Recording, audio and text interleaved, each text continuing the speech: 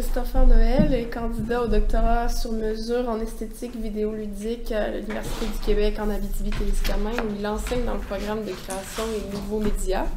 Sa recherche-création doctorale porte sur l'esthétique de la violence dans les jeux vidéo avec une approche de recherche par le design. Dans cette optique, il s'intéresse à la théorie psychanalytique pour mieux articuler la relation traumatique de la violence face aux joueurs dans un cadre vidéoludique. Et sa conférence s'intitule « Le désir de jouer, la théorie psychanalytique en jeux vidéo ». On part avec ça. Merci beaucoup de l'introduction. Micro-plan, on check qu'est-ce qui a déjà été dit là-dessus. On fait un petit peu les ponts et les écueils avec, j'utilise surtout la psychanalytique de McGowan telle que déjà appliquée au cinéma, donc je prends du déjà digéré un petit peu, je ne vais pas chercher jusque dans Lacan. Et ensuite, on explore quelles sont les applications vraiment en jeu. Premier texte assez intéressant de Baum, de PlayStation Dream World. Il nous choisit ça en 3 arguments principaux. Il dit les jeux vidéo, ça se comprend juste par la psychanalyse de Lacan. Ensuite, toute tentative de subversion doit être dans le dreamscape. Et les jeux vidéo sont aptes à déployer une dialectique idéologique. Fait que déjà, il est comme fort et comme alright, ces idées-là peuvent se passer. Et puis, un exemple vraiment très prenant de son livre, il nous parle des Pokémon comme étant un exemple très typique de l'objet A. On parle aussi l'idée avec Instagram et Tinder, l'idée d'aller chercher là, Instagram, c'est par rapport à la nourriture, Tinder par rapport à les dates, bon, on sait bien. Mais il nous fait cette idée-là de dire, ben, Pokémon il existe juste parce qu'on veut le désirer, parce qu'on veut l'attraper, puis une fois qu'on l'a, qu'est-ce qu'on veut? Le prochain.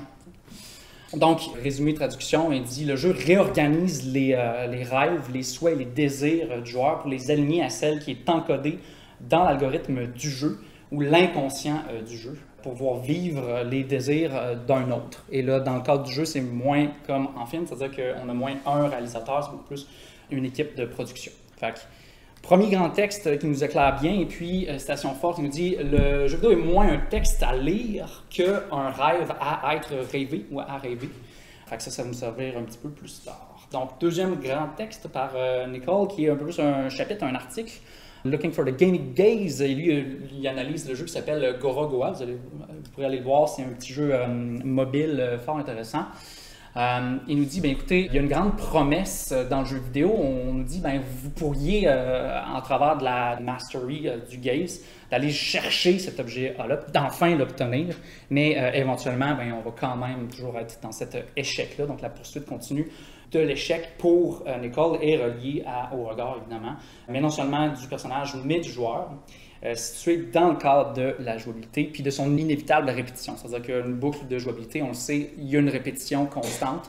On est toujours en train de refaire quelques petites actions qu'on nous donne, toujours dans un cadre qui évolue. Donc, on a cet échec continu-là.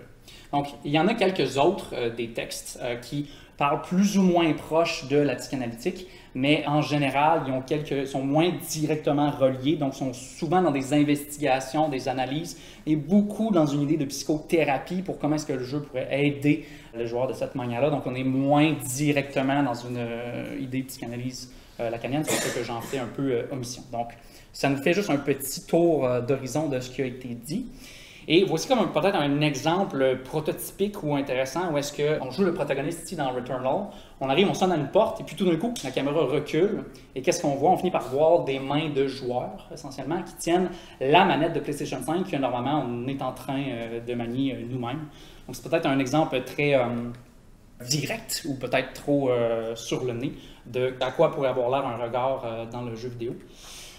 Mais donc, si on se recentre sur cette idée originelle-là du regard, on pourrait la décrire comme étant essentiellement le sujet qui se reconnaît en tant que sujet désirant, empreint dans ce désir-là. Et puis, quand on est dans l'aspect filmique, on est dans l'idée de l'implication du spectateur et son regard dans l'image cinématographique, on l'a dit un matin, comment est-ce que ça crée une distorsion dans le visuel.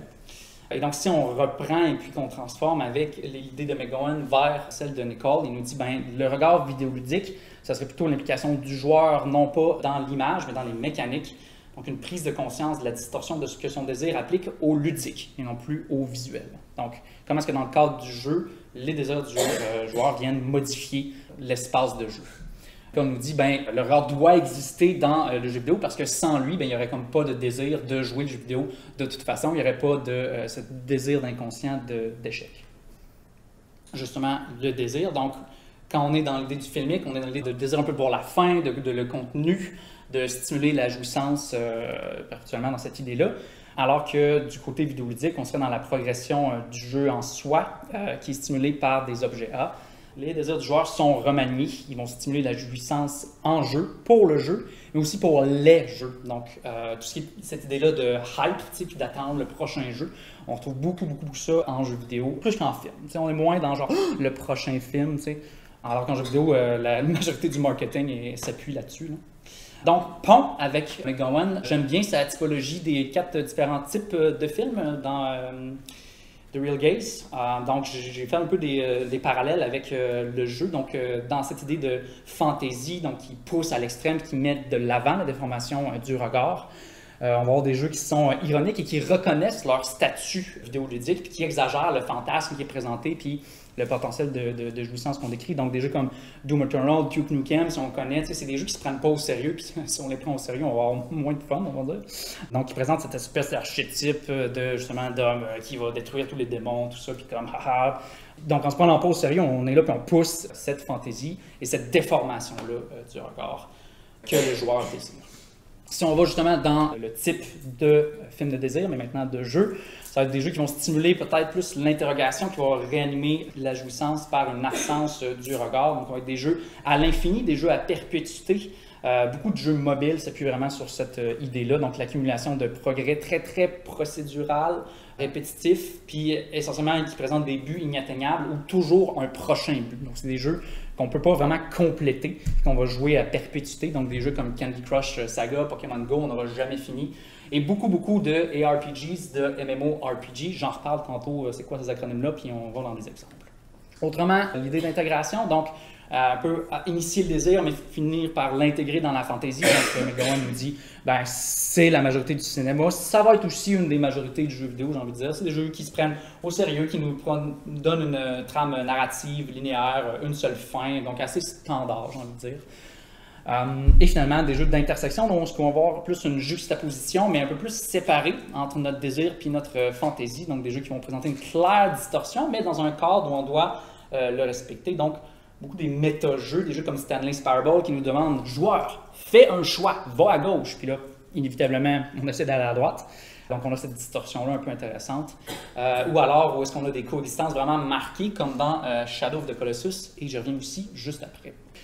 J'ai quelques petits écueils. Je trouve que c'est un peu trop centré sur la vision, la manière, du moins que j'ai lu de Gaze, puis ben, c'est un peu normal, je pense, de par le vocabulaire aussi, mais dans cette longue citation-là que je vous laisse parcourir, mais il y a beaucoup l'idée de voir.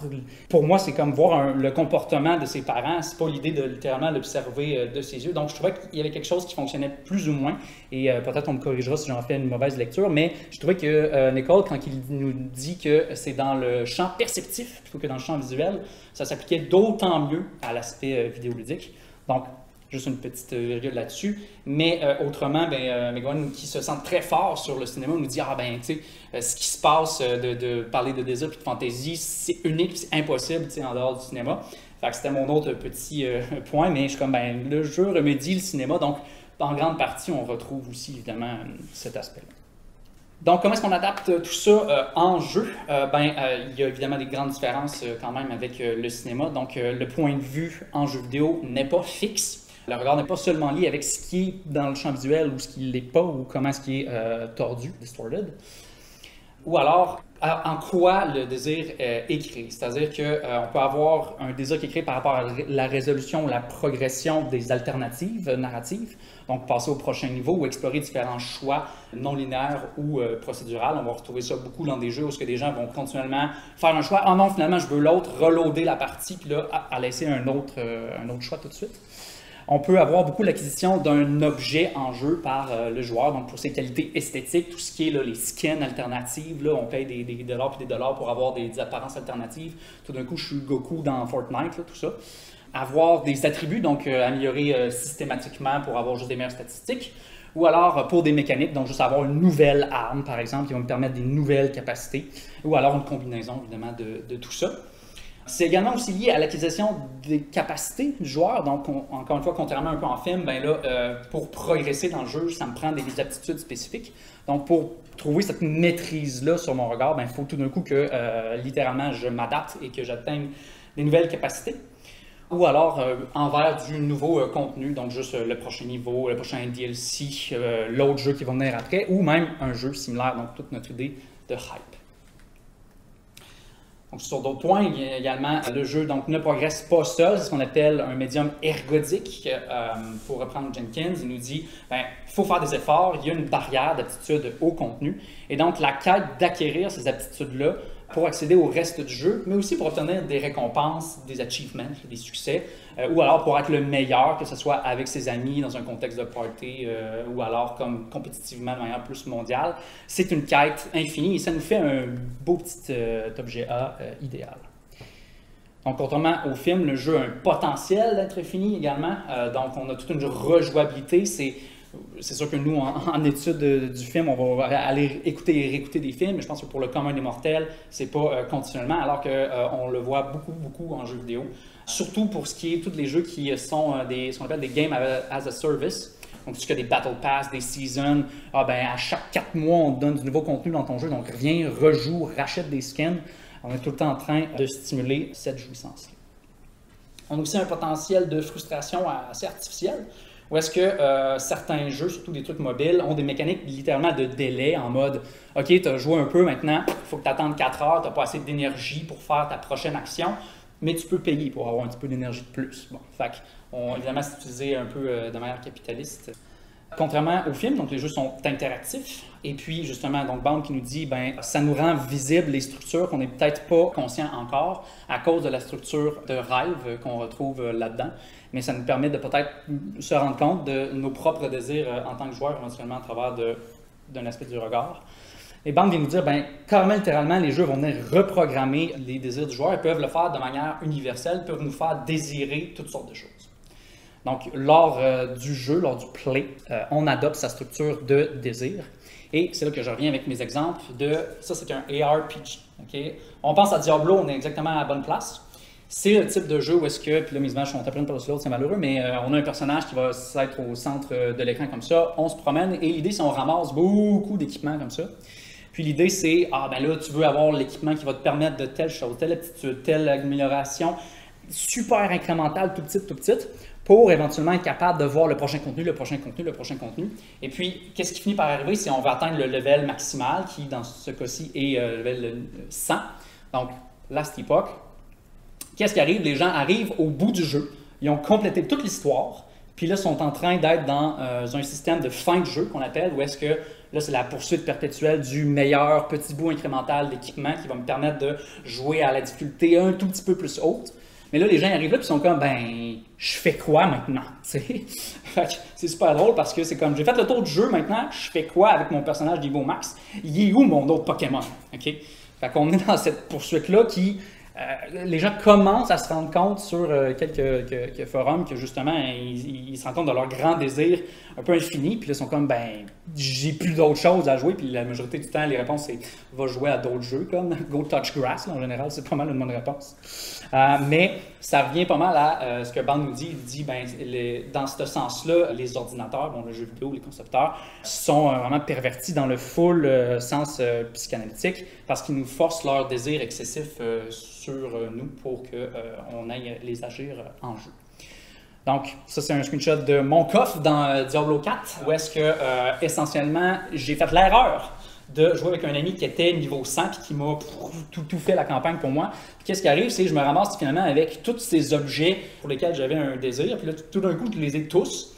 Fait qu'au final, j'ai comme plus aucun désir de faire progresser mon personnage puis de trouver le prochain bout d'équipement parce que tout d'un coup, je les ai tous. Donc, qu'est-ce que ça a fait? Ça a absolument ruiné mon expérience de ce personnage-là en particulier dans cette saison-là, bref, parce que je n'ai pas pu, au fil des niveaux, vivre cette jouissance-là de comment poursuivre pour avoir le prochain item. J'ai comme tout cuit dans la bouche.